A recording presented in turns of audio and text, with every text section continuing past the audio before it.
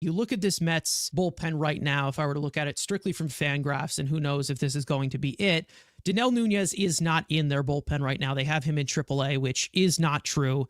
And 100% he is going to be in their opening day bullpen. AJ Minter is back in there. Edwin Diaz, of course. Jose Budo is in there as also a rotational depth piece. Reed Garrett will be in there. Sean Reed Foley, depending on his health. If he's healthy, he's been a really good Met. Griffin Canning could be a possibility of a Trevor Williams role, maybe. But then there's also another guy in there named Danny Young, who was not great and was barely even used in the postseason. There was a guy that was used a lot in the postseason by the Yankees, and that being Tim Hill, who the Mets have been linked to over this past week. And this report came from Tim Healy. When it comes to replacing somebody like Danny Young with somebody like Tim Hill, who has had a decent amount of success recently, he's known as the strict ground ball guy. His ground ball rate, 68.1% last year, was in the 100th percentile. He's a barrel suppressor. Seems like he does well against specifically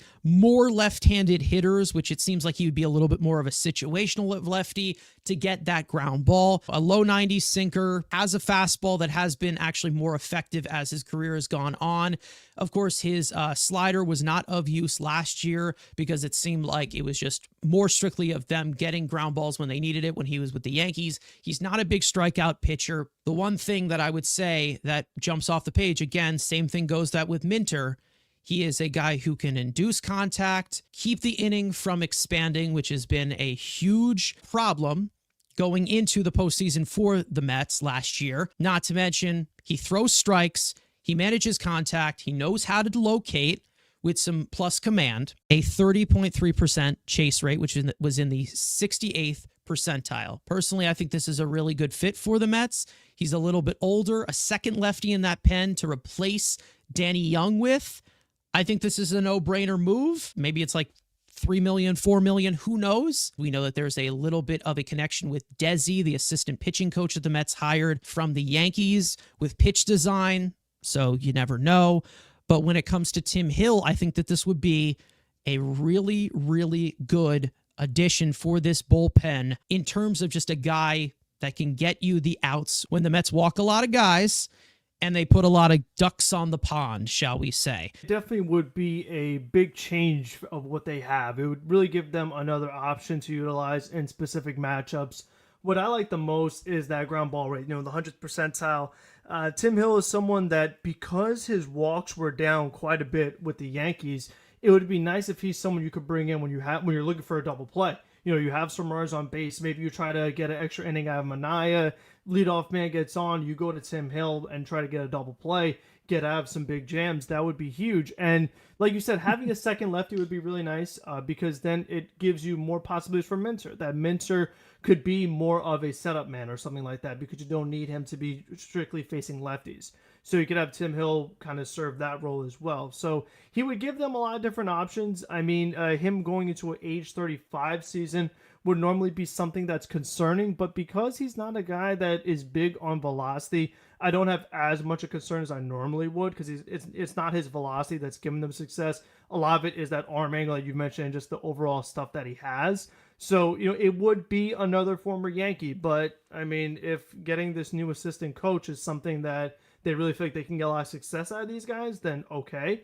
But overall, I think, too, just with Tim Hill, the fact that this was a bit of a big difference. I mean, he had a bad season with the White Sox, and then he came to the Yankees, and that's where he really started to have success. And I just feel like over his career, he's had quite a bit of inconsistencies. So that is something that would also concern me a little bit is that, like we talk about with relievers, especially like, oh, well, he was good last year, so he's automatically going to be good for us. That doesn't always necessarily happen. But to your point, if you're only giving him like $3 million or so, I mean, we've seen them get rid of guys for who they've paid more. So there isn't too much risk involved. So overall, it is something that definitely could benefit the team because they could use some more major league caliber arms in that bullpen. Sample size that he had with the Yankees, the 44 innings that he did throw, it seems like a little bit more of an outlier compared to the rest of his career. I don't think that this 0.4 home runs per nine or whatever is going to be a complete sustainable way to look at it. But it seems like he's been able to either, suppress the long ball, or he's giving up a lot of long balls, which basically just means that the overall command needs to be there. And it makes sense for somebody like, with low velocity in that way. But you also do have the factor of the pitch design of Mr. Desi, who's now here, who worked with Tim Hill.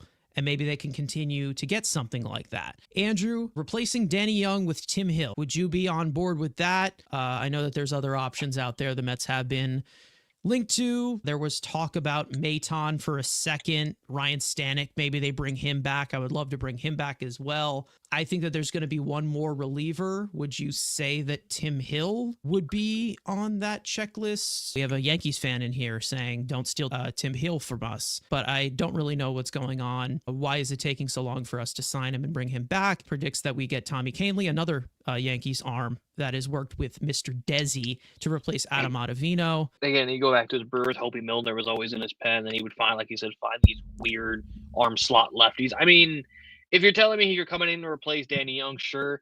I mean, he also brought in Genesis Cabrera. We talk about Genesis Cabrera could be a guy that potentially could see, again, those harder. So, again, it's a different look. If you're telling me the last bullpen spot is Tim Hill, fine. Again, that you mentioned to be the high leverage arm, sure. Again, there's still so much arm guys in the reliever market that are better than Tim Hill on the market, left-handed and not lefty. I'd say maybe him.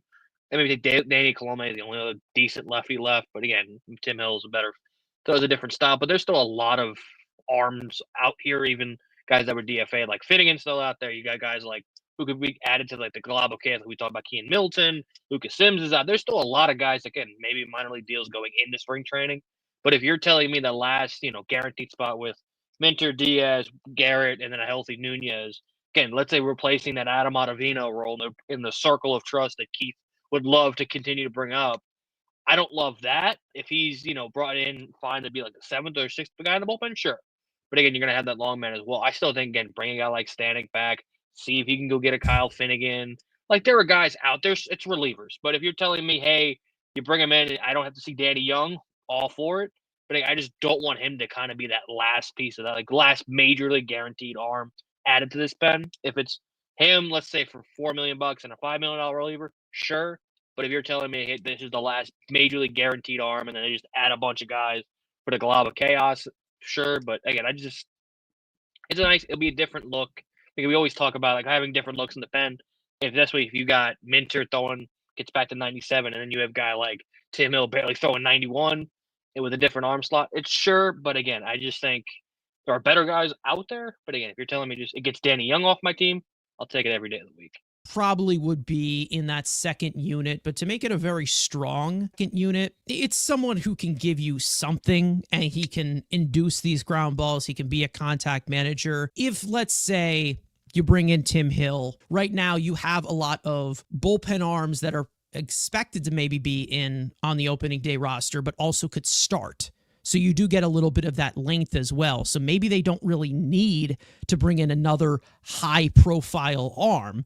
It's all just more of see what is out there. Let's build the depth. Let's see that. I think that Tim Hill kind of fits that of he could be a matchup guy, get you a ground ball, contact manage. He's familiar with some of the guys in the organization from where he was with the Yankees. The Mets have a few of those guys coming in 2025. You do have a little bit of a lack of strikeout guys. A guy like Tim Hill who knows how to expand the zone. I think that would be a solid add to be the second lefty behind a guy like Minter. But when it comes to Stanek, I'd bring him back.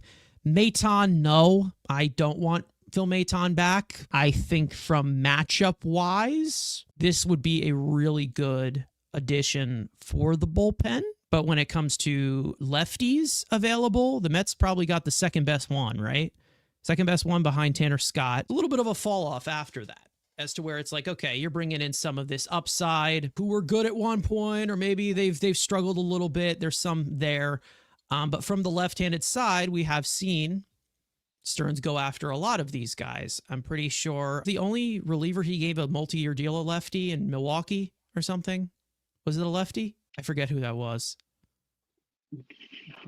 Who was it? That's a good question. Now you're gonna was it Suter? Yeah, Suter. Brent Suter. That Might probably have be been the Suter. guess. So yeah, again, that's something that we've seen from him in Milwaukee. It's something that could be in the cards as to bringing in another lefty, because I think, once again, Danny Young, very, very replaceable, especially with we saw value of him on their postseason roster last year. He was on their postseason roster. I don't think he pitched like at all until like a mop-up game against the Dodgers. So again, it doesn't seem like, because I just want to make this bullpen deeper and not have guys who are not going to pitch come postseason time. Like I don't want the Max Kranick. I don't want the Adam Ottavino who doesn't get used at all. You know, I would like to have a deep enough bullpen, and not having a deep enough bullpen against a Dodgers very deep bullpen. That was one of the factors as to why they lost that series. It wasn't just, just the star power or the deep lineup. It was just the overall depth of that team. They were pumping out relievers like crazy.